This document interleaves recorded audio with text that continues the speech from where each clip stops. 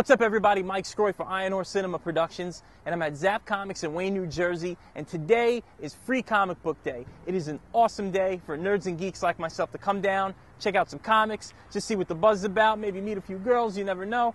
And I'm going to talk to my buddy Chris Campana. He's a comic book artist from New Jersey that you need to know about. So let's go inside and check it out.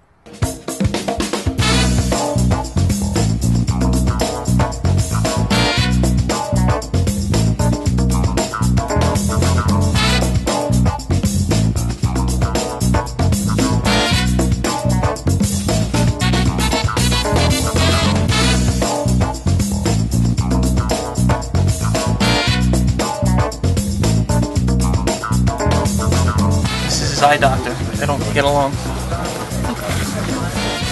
Didn't pay his HMO, so.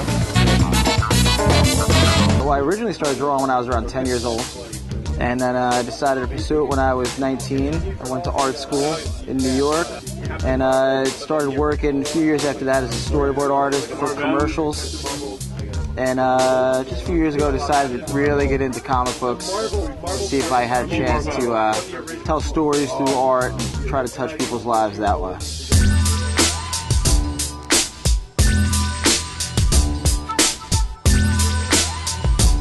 The real story? Yeah. I didn't have any friends.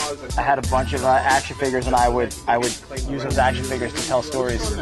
And I would just, like instead of playing with the action figures, I would hold them and move them around as if it was like a cinematic thing. When I started doing that, then I wanted to draw those action figures. I'd actually hold the figures, and I would put them in a different angle, and for hours, I would just figure out how the tricep connected to the form and all that kind of stuff. And there was one point when I drew one, and family had come over the next day, and my drawings were on the table, and a couple of cousins had like really reacted to it. I was like, wow, this, you get attention from it. I like doing it. And that's when it happened from there.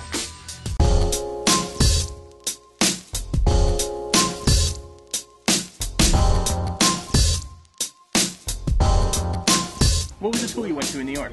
New York Academy of Comic Book Art and Fantasy Illustration. I learned some of the rules. I learned lights and darks and all those kind of things, but what I learned the most was actually what not to do, and it was not to put yourself in a box as an artist. And everybody was sitting at their tables and doing the same stuff and doing this, and I would look around and I can't do that. You gotta do something different. So I left the school and just went out and started doing my own thing.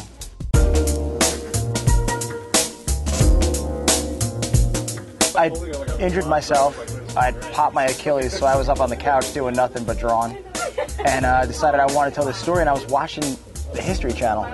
And there was this thing about the evil of men and all the stuff that we could do, and it got me thinking about this story about what if you could harness that power, the evil in all men, if you could take that essence from everybody and create an army about it, or create an army with it. And I decided to create the book called First World so I could take this like spawning ground where everything started and where that evil began.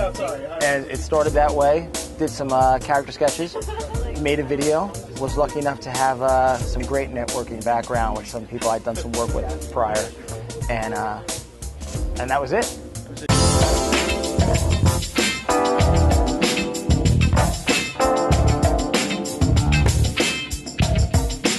A lot of artists fall into the pitfall of learning how to draw from comics and not from real life and not from actual things that exist. That's the one thing I did learn in school. You have to know all the rules so you can break them artistically. You have to know anatomy. You have to know how muscles work. You have to know that if somebody's sitting like this, their quadricep isn't ridiculously flexed where you'd see the entire teardrop with the quadricep. Unless you're flexing like this guy right here, or you're Wolverine on a motorcycle. Exactly.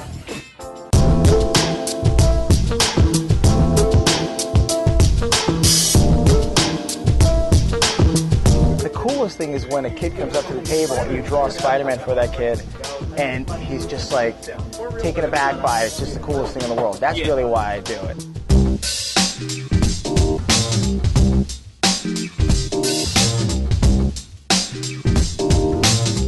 This is stuff that influences you from your childhood. I mean, everybody grows up wearing like Spider-Man pajamas or having like a Captain America t-shirt or something like that.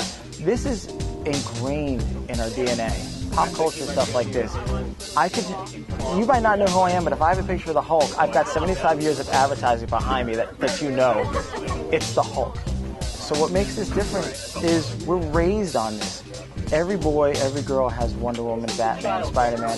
It's just part of your childhood. And everybody loves their childhood. And everybody likes to take a couple seconds every now and then to go back to their childhood.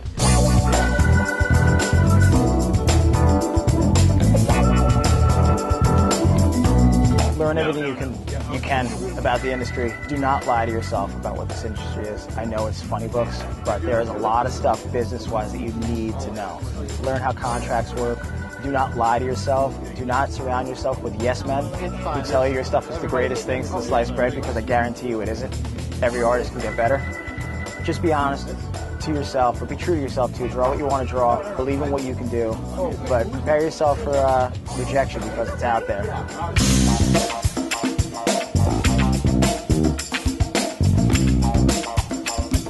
The company is C&W Creations. The website is firstworldcomic.com. On Facebook, Heart of Chris Campana.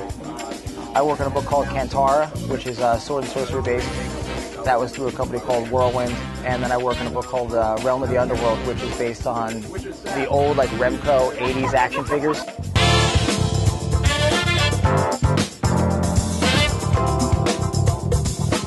We are just about to start talking to Electronic Arts about a First World video game. Amazing. Possibly, if they call me back, which I've been told they're going to.